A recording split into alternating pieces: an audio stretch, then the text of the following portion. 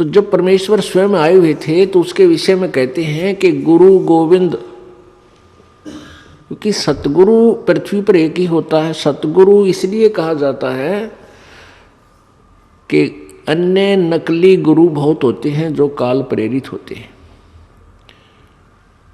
वो वास्तव में गुरु नहीं होते, लेकिन जनता, भोली जनता उनको गुरु मानती है, गुरु रूप से पूजने लग जाती है, इसलिए सतगुरु कहना पड़ा। सत्य गुरु, परमेश्वर ने अपनी महिमा में सतगुरु शब्द और जोड़ना पड़ा, क्योंकि झूठे गुरु बहुत घने होते हैं काल के भेजे हुए।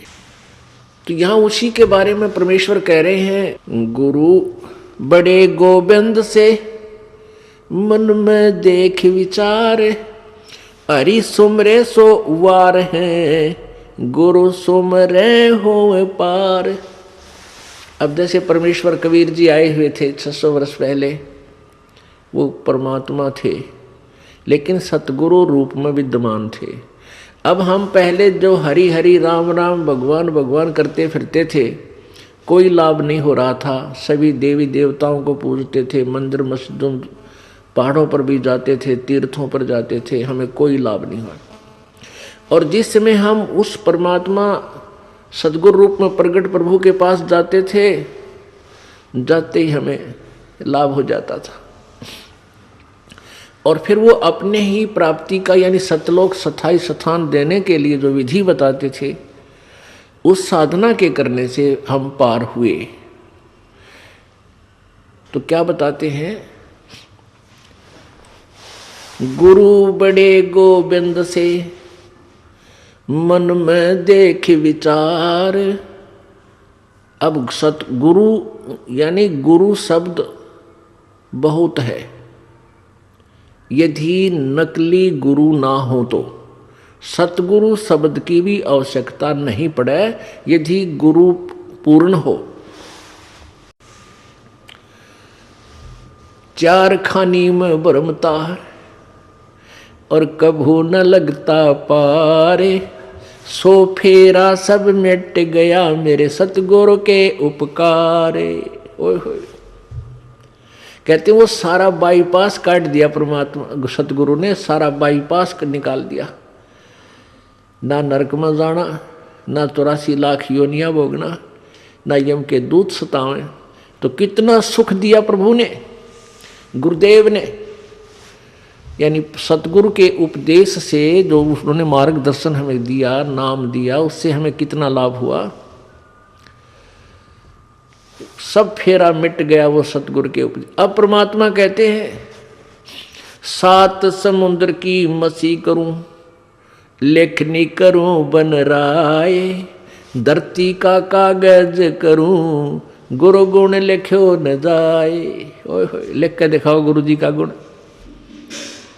अब इस उपकार का गुण लिख कर दिखाओ। कहते 7 समुद्र की इंक बना लूं, स्याही, और सभी वन जितने भी वृक्ष पेड़ पौधे इनकी काट काट के छोटी छोटी कलम बना लूं।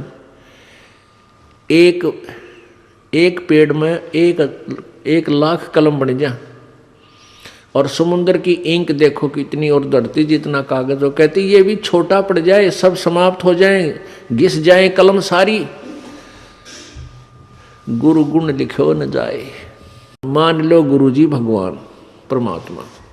तो इस दास को यानी अपने गुरुजी को परमात्मा मानने से एक छोटी सी राशि है, 100 रुपये लाखों और करोड़ों की तुलना में, फिर भी उसके बिना वो लाखों और करोड़ों वाला मूलधन आपको प्राप्त नहीं हो सकता, कभी नहीं हो सकता। आप जी ने अपने गुरुजी को भगवान मान लेना चाहिए।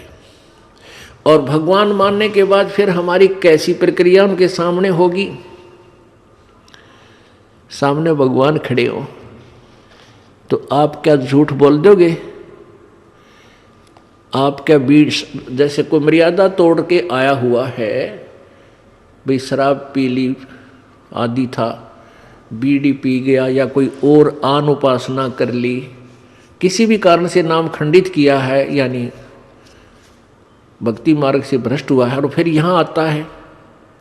1-2 भक्त देखे हैं, जर्दा खाते हैं, तम्बाकू खाते हैं, बीड़ी भी पीते हैं, और यानी मर्यादा को भंग भी करते हैं और आश्रम में आते रहते हैं, तो उनको ये सोचना चाहिए कि आप कहाँ जा रहे हो, गुरुजी भगवान के पास जा रहे हैं। और परमात्मा अंतर्यामी होता है, सारी देख लेता अंदर से। ऐसे आपके मन में ये भावना होनी चाहिए।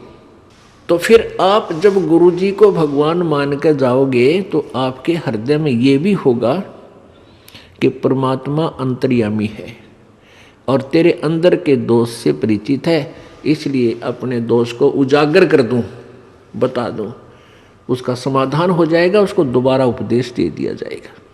नहीं तो आता रहेगा जाता रहेगा, व्यर्थ में अपना पैर घिसाई करता है, या कोई लाभ उस व्यक्ति को नहीं होगा।